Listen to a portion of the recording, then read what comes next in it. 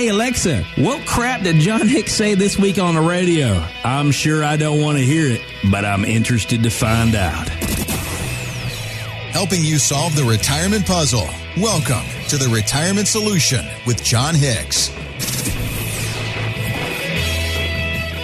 Here with John Hicks, I'm Jennifer Perry. We'd love to hear from you here on the Retirement Solution podcast. You can always drop us an email with any questions for John at retirementsolutionradio.com. And I hope you're fired up for all the right reasons, not mad at your spouse because you've been cooped up way too long with them, John. Looking at you.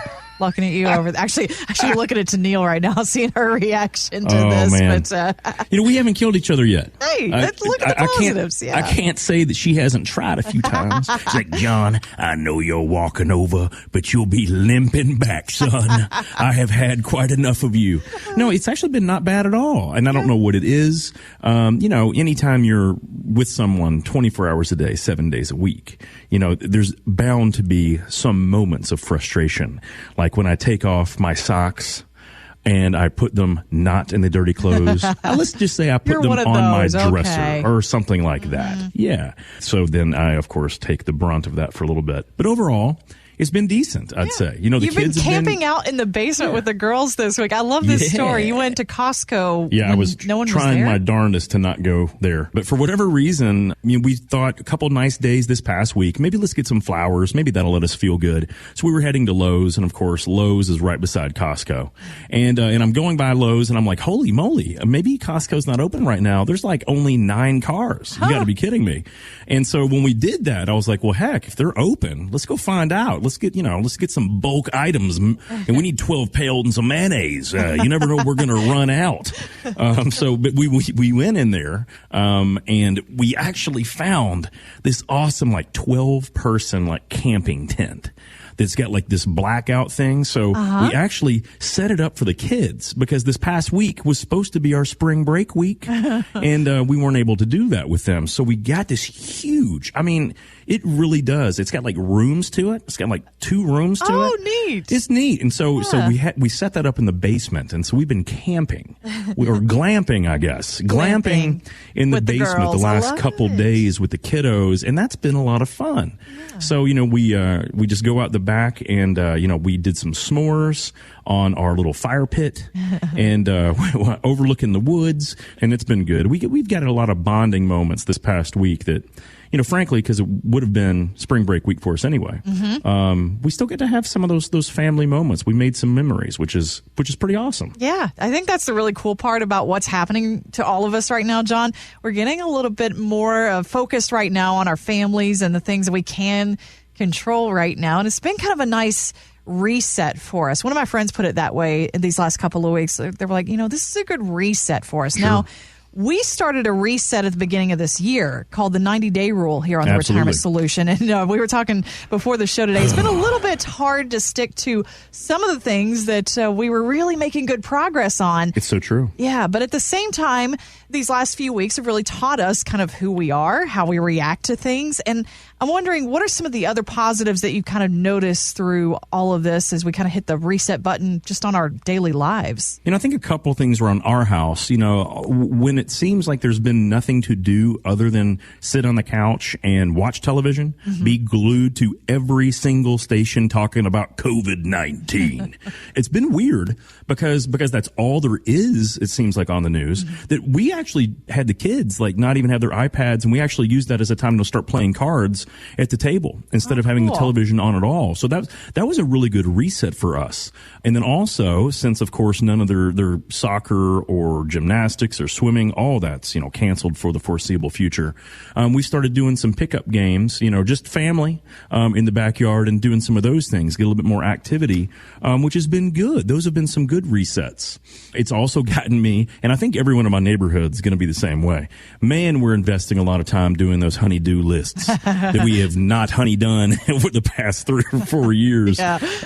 And so, my weather stripping on my front and back door is A-OK. Perfecto. We've finally gotten some of that touch-up paint on all the baseboards where the kids, destroy them over time. Hey, I even got a fresh coat of paint on the dining room.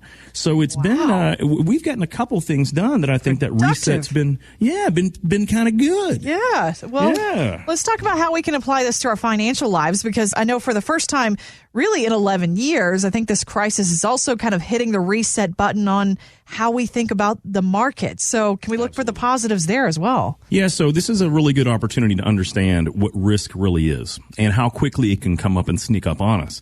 Now, there's two things I'm going to say, and I want us to all make sure that we understand these in context. But when we look at kind of what's happened over the last several weeks, really the last month, as we've had a pandemic happen, we should all now know how quickly things can jump up and scare us or cause alarm.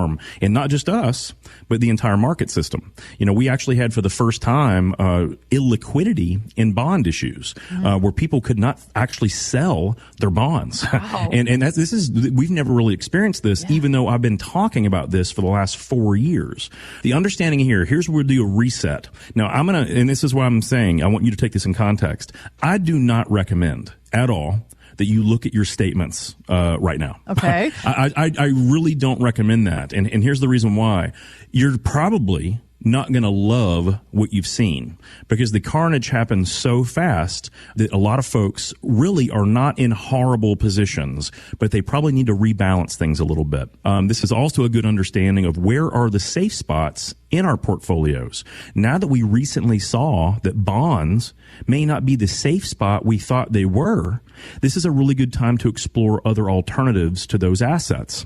Basically, what I'm talking about is things that are insured against loss, like laddered CDs that are FDIC insured, trust accounts that are fully collateralized and secured with real property, plant, and equipment, and basically insured accounts that if everything goes wrong, that insurance company is going to have to step in and make sure that they make you whole, even if everything goes wrong. Wow. Now, those will typically never falter when the market goes down, no matter how quickly it does it. So I think that's something that we can all do, press the reset on those safe assets in our accounts. Because many of these things, Jennifer, they're not just tied to interest rates. Okay. If we go to the bank and let's say that we wanted to get a CD and the bank says, 2 years, we'll give you a whopping 1%. That's not very attractive. No, not at all. At the same time, we really don't want to put our money in harm's way by going to a bond that could maybe lose money or going into the stock market. So the idea is, what can we do? And often there are ways, and these are called indexing opportunities, where we can get our money completely safe. And in lieu of getting that 1% that the bank would have given us, we can get a CD that will actually make a portion of what the stock market did, or the bond market, or the real estate market, or whatever we choose to invest in, but we have zero risk. Nice. This is called indexing, where we're basically saying, okay, Mr. and Miss Banker, I want an FDIC insured account. I want no chance of losing money, but I'll let you hold my money for, let's say, 18 months. And in doing so, here's what I want you to do. I want you to make sure I can't lose a penny. But if that index goes up, like the S&P 500, I want to be able to get a portion of that. And often there are things out there that will give us all the way up to 7, 8, 9, 12% on the upside with zero downside risk. Wow. So for the very first time in a very long time, we're seeing that these are potentially really attractive alternatives to bonds. Because if what they're doing works, okay, our economy should be a lot better 3, 4, 5 years from now. And if that's the case, wouldn't we have rather gotten a much better rate of return on our completely safe money than having 1% from the bank? Yeah. Absolutely. And banks aren't the only places that offer this. We can get them sometimes from trust departments or trust companies, and we can potentially get them with an insurance company, an insured account, and they're just picking up the pieces. Because a lot of folks say, well, John, the problem with FDIC is it doesn't cover all my money. I got a lot of money, and I want to make sure that it's all covered. Mm-hmm. If you use properly done insurance companies that actually manage their risk differently than banks, then typically you can get 100% no matter how much that money is, $1 million, $2 million, $3 million. You can get that all fully insured and not have any downside potential risk, because those insurance companies have to reserve those dollars, which means they're not allowed to invest it and potentially risk it all. So it's not that they're perfect, but instead of getting 1% on safe money, to be able to get potentially substantially more is one real good thing that we can do a reset on right now, Jennifer, that I think will make the biggest difference in someone's portfolio 3, 4, 5 years from now. All All right. So good to know we can kind of hit the reset button on some of these different options too right now. At a time like this, if you have some questions about some of the strategies that John mentioned, again, that retirement solution is different for everyone listening today. So we want you to get the answers to your specific situation. And especially right now, while you might have a little more time on your hands and you're doing a lot online right now. Actually, John, you've kind of hit the reset button yourself on holding these virtual meetings, these online meetings that you're doing. Absolutely. In this past week, you went from, I would say, kind of negative on this whole thing last weekend to telling me this week you're actually enjoying it. You found the right technology that's really kind of making it a cool process for you and our listeners too. Yeah, I'm a people person. I like to look at people in their eyes, how they're responding to things. That helps me understand what they need. And these are not often verbal signals. So I have not liked telephone stuff. I have not liked the situation historically. But this past week, when we moved all of our appointments to basically web conferencing, where they can see me, I can see them, and I can share with them my screen. I can draw on it.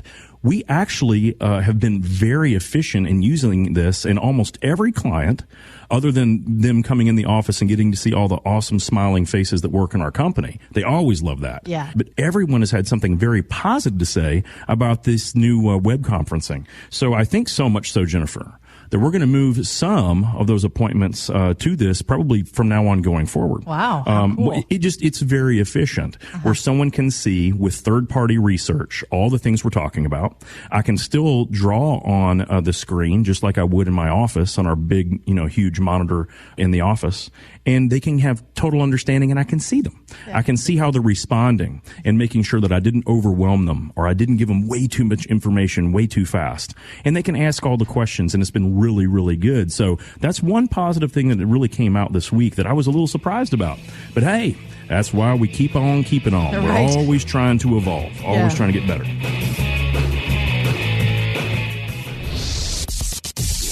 Have questions for John?